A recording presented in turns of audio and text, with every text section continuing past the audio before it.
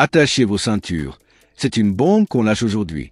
Imaginez un instant, le Burkina Faso, un petit pays d'Afrique de l'Ouest, souvent éclipsé par les géants, devient le premier producteur mondial de mangue. Oui, vous avez bien entendu. Des champs à perte de vue, des fruits juteux qui s'exportent aux quatre coins du globe et une révolution agricole qui fait trembler les grands joueurs. Et au cœur de cette ascension fulgurante, un homme, le capitaine Ibrahim Traoré, un leader aussi charismatique que controversé, qui transforme son pays en une puissance agricole. Comment un pays confronté à tant de défis a-t-il réussi un tel exploit? Quel secret se cache derrière cette success story? Et surtout, est-ce que ce succès va durer? Restez bien accrochés, parce qu'on plonge dans une aventure épique, pleine de rebondissements, qui va vous scotcher pendant les prochaines minutes. Abonnez-vous, activez la cloche, et c'est parti pour un voyage au cœur de la révolution des mangues, le Burkina Faso, un pays qu'on associe souvent à des défis colossaux, insécurité, sécheresse, tensions politiques. Mais aujourd'hui, il écrit une nouvelle page de son histoire, une page qui sent bon la mangue. On parle ici d'une production qui explose, dépassant des millions de tonnes par an et qui propulse le Burkina devant des mastodontes comme l'Inde, le Mexique ou encore la Thaïlande. Des mangues burkinabais, sucrées et savoureuses, se retrouvent maintenant sur les étals des supermarchés européens, dans les smoothies asiatiques et même dans les assiettes américaines. Mais comment en est-on arrivé là? Tout commence avec une vision, celle d'un jeune capitaine qui refuse de voir son pays plié sous les crises. Ibrahim Traoré, un militaire devenu président après avoir pris le pouvoir, a décidé de faire de l'agriculture le moteur de la renaissance burkinabé. Et pas n'importe quelle agriculture, celle des mangues, un fruit qui pousse déjà bien dans les terres arides du pays, mais qui n'avait jamais été exploité à une telle échelle pour un Traoré a vu grand, très grand. Il a lancé un plan colossal pour transformer des milliers d'hectares de terres en vergers géants. Des régions comme le sud et l'est du Burkina, où le climat est idéal, sont devenues des hubs de production. On parle de variétés de mangues ultra-résistantes, comme la Kent ou l'Alfonso, adaptées aux caprices du climat sahélien. Mais ce n'est pas tout. Traoré a misé sur la technologie pour booster la production. Des systèmes d'irrigation goutte à goutte, des drones pour surveiller les cultures et même des serres solaires pour protéger les plants des sécheresses. Ces innovations, souvent importées grâce à des partenariats internationaux, ont fait des miracles.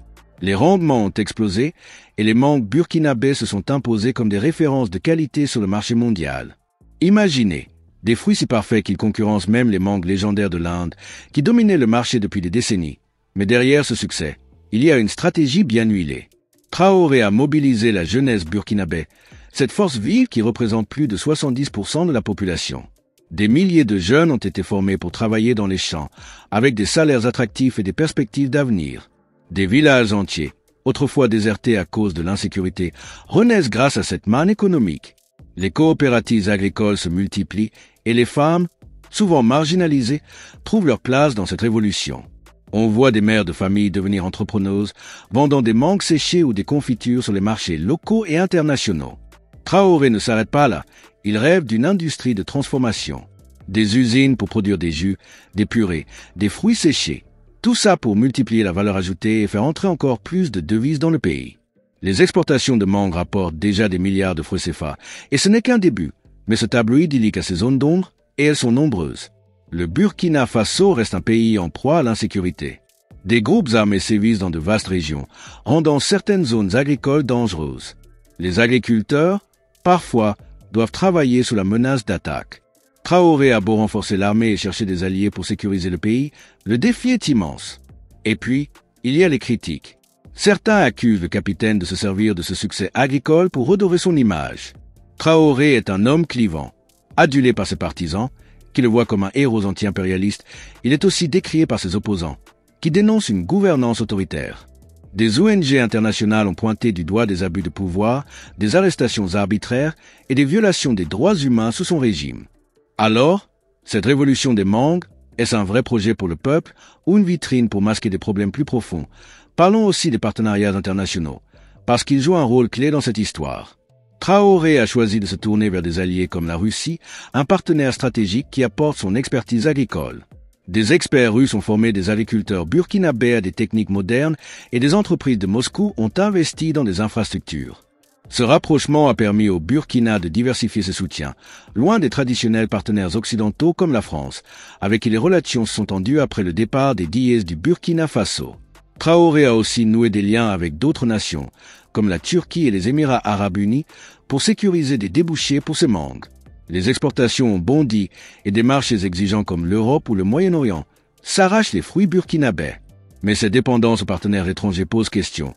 Le Burkina peut-il vraiment garder son indépendance économique ou risque-t-il de devenir un simple pion dans le jeu des grandes puissances? Et si on parlait des impacts locaux?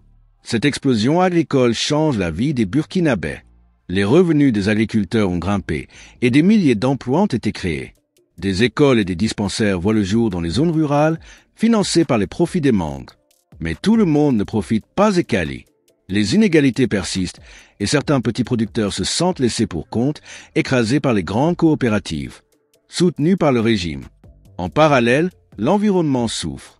L'intensification agricole met sous pression les ressources en eau et les sols. Si rien n'est fait, le Burkina risque de payer un lourd tribut écologique à long terme.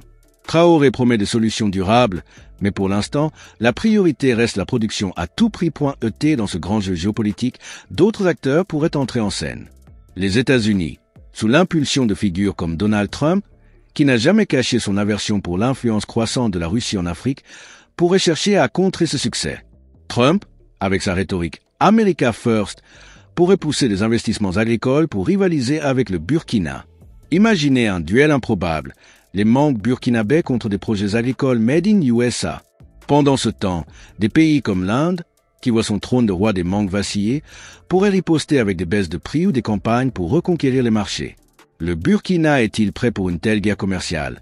Alors, quel avenir pour ce pays devenu géant des mangues? Traoré rêve d'un Burkina Faso autosuffisant, capable d'inspirer toute l'Afrique. Il veut faire de son pays un modèle de souveraineté alimentaire, un symbole de résilience face aux crises. Mais tout repose sur un équilibre fragile. La sécurité doit tenir, les partenariats doivent rester solides et les profits doivent vraiment bénéficier aux populations. Si Traoré réussit, le Burkina pourrait devenir une puissance agricole durable, un exemple pour le continent. Mais si les tensions internes ou les pressions extérieures prennent le dessus, cette success story pourrait s'effondrer aussi vite qu'elle a émergé. Pointez-vous. Vous y croyez? Le Burkina Faso peut-il rester numéro 1 des mangues? Ibrahim Traoré est-il un visionnaire ou un opportuniste? Dites-nous tout en commentaire, partagez cette vidéo à fond et abonnez-vous pour ne rien rater de nos prochaines analyses. On se retrouve très vite pour une nouvelle plongée dans les histoires qui façonnent le monde.